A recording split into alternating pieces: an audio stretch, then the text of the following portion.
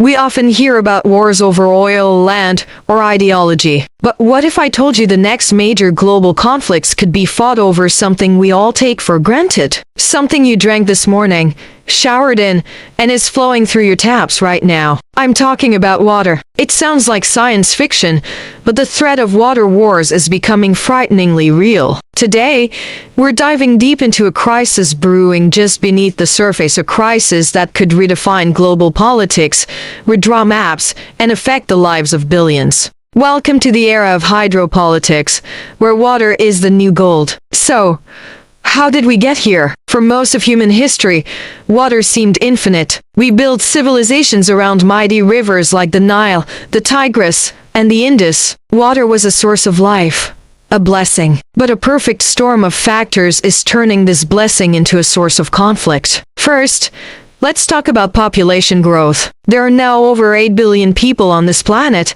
and that number is still climbing. More people means more demand for drinking water, more water for sanitation, and most importantly, more water to grow food. Agriculture is by far the biggest consumer of fresh water, accounting for about 70% of all water withdrawals globally. To feed our growing population, we need to produce more food, which means we need even more water. Second, climate change is throwing a massive wrench in the works. It's not just about the planet getting hotter. Climate change is disrupting the entire water cycle. We're seeing more extreme weather events longer, more intense droughts in some regions, and devastating floods in others. Glaciers, which act as natural water towers for billions of people by releasing meltwater steadily throughout the year, are melting at an alarming rate. Once they're gone, the rivers they feed could dry up, leading to catastrophic water shortages for entire nations. And third, there's the issue of pollution and mismanagement.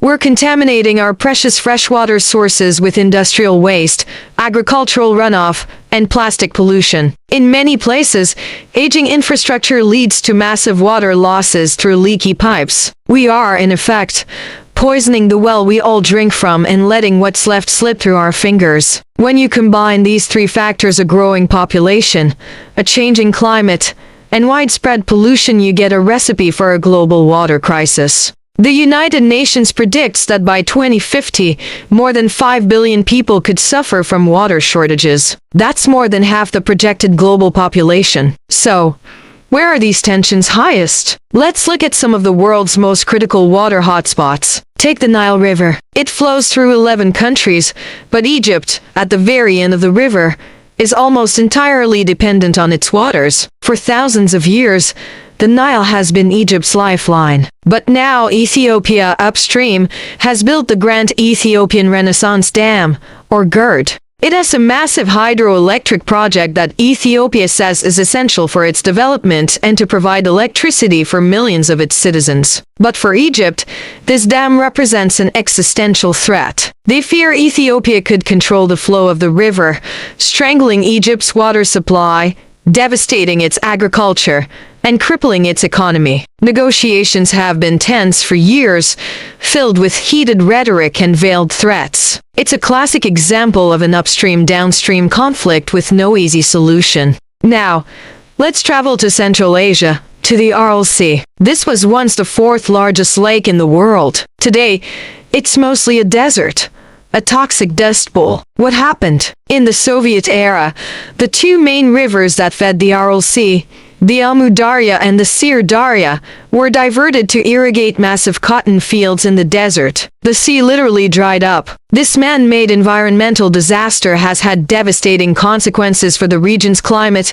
economy, and public health. And the competition over the remaining water from these rivers continues to be a source of tension between the countries of the region, like Uzbekistan, Tajikistan, and Kyrgyzstan. Another critical flashpoint is the Indus River Basin, shared by India and Pakistan, two nuclear-armed rivals with a long history of conflict. The Indus Waters Treaty of 1960 has largely held, even through wars, but it's becoming increasingly strained. India is building new dams and hydropower projects on the rivers that flow into Pakistan, raising alarm bells in Islamabad. As climate change melts the Himalayan glaciers that feed the Indus, the river's flow will become more erratic. A severe drought or a dispute over dam operations could easily escalate, with unimaginable consequences. These are just a few examples. Similar tensions are simmering over the Mekong River in Southeast Asia, the Jordan River in the Middle East, and even the Colorado River right here in the United States. When water becomes scarce,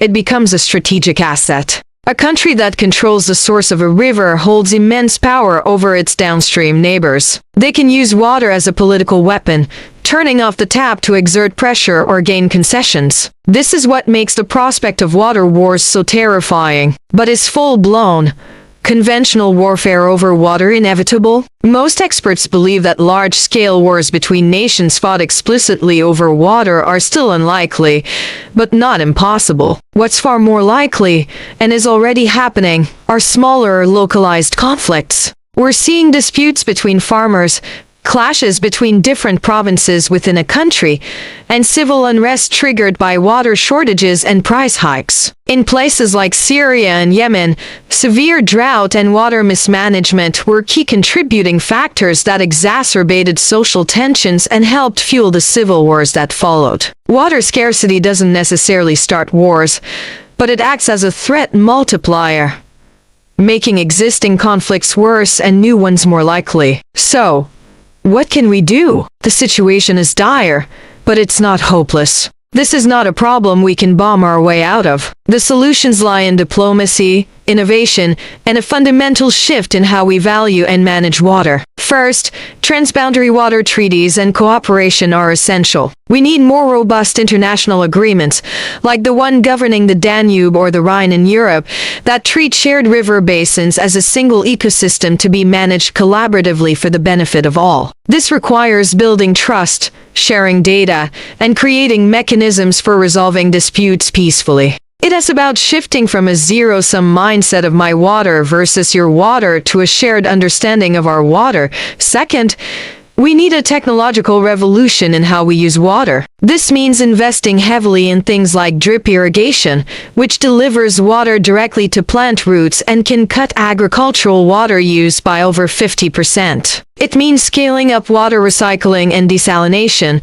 which is turning seawater into fresh water. While desalination is still energy-intensive and expensive, costs are coming down, and for many water-scarce coastal regions, it's becoming a viable lifeline. Third, and perhaps most importantly, we all have a role to play. We need to recognize the true value of water. It's not an infinite commodity. We can make conscious choices to reduce our own water footprint, fixing leaks at home, choosing less water-intensive foods, and supporting policies that promote water conservation. It's about a collective change in consciousness. The future of water security will depend on whether we choose the path of conflict or the path of cooperation. Will we see water as a prize to be fought over, or as a shared resource that connects us all? The choices we make in the next decade as governments, as industries, and as individuals will determine whether our children live in a world of water wars or a world of water peace. The clock is ticking, and the tap is running. Thank you so much for watching. If you found this video insightful,